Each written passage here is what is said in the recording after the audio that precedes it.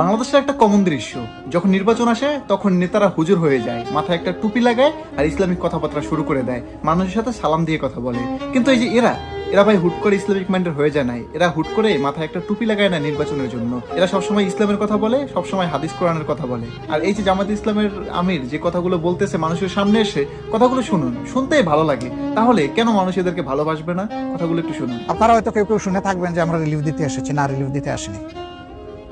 আপনারা যদি আমাদের ভাই এবং বোন হন, তাহলে আপনাদের বাড়িতে বেড়াতে এসেছি এবং হাতে করে কিছু হাদিয়া নিয়ে এসেছি। আপনারা যখন যান ভাইয়ের বাড়িতে, বোনের বাড়িতে, একটু চিড়ামুড়ি, একটু বিস্কিট, অথবা নিজের ঘরের একটা হাঁস জবাই করে রান্না করে নিয়ে যান, কিংবা ক্ষেতের কিছু তরি তরকারি অথবা ফলানো কিছু ফল নিয়ে যান। এটাই তো, ওই রকমই আমরা এসেছি আজকে। আপনারা কি আমাদেরকে ভাই হিসাবে কবুল করলেন? আলহামদুলিল্লাহ, আল্লাহ আপনাদেরকে উত্তম জাযা দান করুন। বাংলাদেশটা এইভাবে চলে না। একটা সরকার আছে, সরকার তো দেশের জনগণের অভিভাবক। সেই অভিভাবক আসছে এখানে? শেখ হাসিনা এসেছেন? ওনার কোনো মন্ত্রী এসেছে? এমপি সাহেব এসেছে? আসে নাই। কেন আসে না? আসে না দুটো কারণে। একটা হলো আপনাদের প্রতি তাদের কোনো দায় আছে বলে তারা মনে করে না, আর দুই নম্বর হলো আল্লাহর দরবারেও তাদের একটা দায় আছে, এটাও তারা ভুলে গেছে। বিষয়টা হলো কি, আপনি একজন নেতা হওয়ার আগে আপনার কথার ভিতর মাধুর্য আনতে হবে, আপনার কথাবার্তার স্টাইল সুন্দর করতে হবে, মানুষের সেবা করার মতন মন মানসিকতা থাকতে হবে, ভিতর থেকে অহংকারটা দূর করতে হবে, তাহলে আপনি নেতা হতে পারবেন।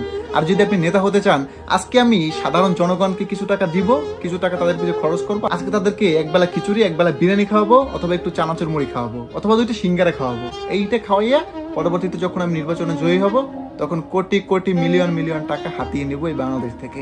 এই চিন্তা ভাবনা বিগত দিনে সকল রাজনৈতিক নেতারা করছে, যেগুলো আমরা দেখছি। কিন্তু এই যে জামাত ইসলামী, এদেরকে আপনি বলতে পারেন এরা কাফের, এদেরকে বলতে পারেন আপনি রাজাকার, এদেরকে বলতে পারেন আপনি জঙ্গি, অনেক কিছু বলতে পারেন, কিন্তু এরা আসলে যে কি তা বাংলাদেশের প্রত্যেকটা মানুষ এখন বুঝতেছে। আর কে কেমন বা কোন রাজনৈতিক দলটা কেমন বাংলাদেশের, সেটা প্রত্যেকটা মানুষই এখন অনুভব করতেছে, ফিল করতে পারতেছে। আমি ভাই কেউকে নিয়ে ভালো বলবো না, খারাপও বলবো না। আমি জামায়াতের আমিরকে নিয়ে কথা বলতে আসছি, তো তাকে নিয়ে কথা বলি। আপনার কাছে তাকে কেমন লাগে অবশ্যই কমেন্টে জানিয়ে যাবেন, এবং তাদের কর্মকাণ্ডগুলো দেশের জন্য ভালো নাকি খারাপ সেটা কমেন্টে জানিয়ে যাবেন। এবং জামাত ইসলামকে নিয়ে এক লাইন আপনার মন থেকে কমেন্টে জানিয়ে যাবেন, তারা কি দেশের জন্য যোগ্য নাকি ক্ষতিকর। তাদেরকে তো অনেকে জঙ্গি বলে, তাদেরকে তো অনেকে রাজাকার বলে, তাদেরকে তো আরো খারাপ খারাপ অনেক ধরনের তকমা দেওয়া হয়। আসলে কি এগুলো বাস্তব?